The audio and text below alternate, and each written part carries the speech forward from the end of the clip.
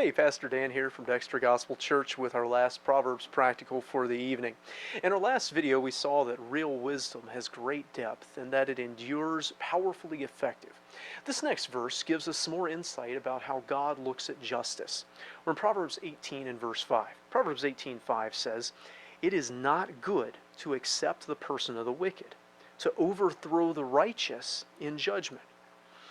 Perhaps you've noticed as we've gone through this last chapter just how big a part justice plays in the mind of God. As He gives us advice for how we're supposed to live and how we're supposed to shape our society, justice comes up an awful lot. God is by His nature just. And so He hates injustice. By definition, if sin is what is contrary to the character of God, then injustice is sin because God is just. He is righteous. He hates it when someone innocent is found guilty. And He hates it when someone guilty is found innocent. He always judges righteously. And He wants humanity, His creation, to do the same. And He expects His people to do the same. So, in the book of Proverbs, as a king writes to his son, a king-to-be, expressing the mind of God for how a society should operate, because the king should shape the culture and the society of his nation, justice is much on his mind. So he warns this ruler-to-be not to let anything cause him to accept the wicked when the time for judgment comes. The idea of acceptance is that of lifting, of carrying, of bearing up, in essence of supporting someone who has done something wrong. He warns him not to let any consideration make him declare a righteous person guilty. So don't accept the person of wicked and don't overthrow the righteous. Now, in the abstract, we kind of nod and smile and keep moving, thinking, well, yeah, you're supposed to be just. You're supposed to judge properly. This is perfectly obvious. But you know, in the real world, things get complicated. There would always be the temptation to rule differently if the person being judged was your friend, or your ally, or your family member, or on your side in something else. A classic example of this would be the recent impeachment of the president. When the final vote in the House of Representatives came in, every single Republican had voted no, and all but 3 Democrats, one of whom was wanting to run for president themselves, another had announced that they were changing parties to Republican, voted yes. So all of the people who were present for that trial had the same laws that they could read, had the same information about the same situation and the same person, all of it the same. But virtually every one of hundreds of national leaders voted in lockstep with their political party. Only one person in a Congress of over 400 actually voting against their own party. Now, you may have opinions about whether the impeachment was justified or not, what verdict should have been rendered. That's not the point of this proverb, not the point of what I'm saying here. If it was justified, if impeachment was justified and a serious enough crime was committed to remove a sitting president, then 230 leaders of our nation voted against that, seeking to accept the person of the wicked.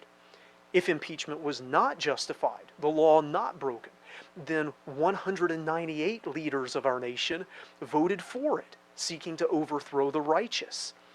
This tells me that while in theory, everyone says that right and wrong matters, justice should be done, people should be judged based on fact and truth, in real life, it's more complicated than that, and people often really end up making judgments based on something other than whether the person broke the law or not. They let their actual acts of judgment be colored by what side people are on, what connections they have to people, whether they like them or support them in some other matter, what they think the outcomes of those judgments will be, and so on. I use the example of Congress not to say that they're terrible and worse than all other human beings, but to say they're representative of the rest of us. Admittedly, cases like that can be complex. Life isn't simple, and judgment often isn't either. But to have genuine justice, self-interest must be limited as much as possible. Connection to the accused and the accuser must be minimized. Personal and political advantage must be negated. Often scrutiny has to be applied and research done and facts found out before a verdict can be rendered. But once truth is known, guilt and innocence determined, then judgment must be rendered that matches that truth. No matter how good a lawyer someone has, how important they are, how much they can do for us, or how much we might like or love them otherwise. See, we all make judgments at some point or another because we all have authority in some setting or another, whether it's a judge or a leader or a boss or a parent. No matter what someone in leadership or authority may gain, when we pass judgment, it is not good to acquit or support the person that has done wrong. And it is not good to overthrow the righteous, the person who did right. As James tells us, to him that knows to do good and does it not, to him it is sin. We must love justice if we are to be like God. We must develop a society that is grounded in truth and justice if we would have one that pleases God. I hope these little looks at Proverbs are a help to you. If they are, hit like and subscribe to our channel and share these videos with others who might benefit from them. We'd also love to hear from you in the comments or have you stop by our website and contact us through that. Until next time, I hope you stay well, do justice, and love mercy.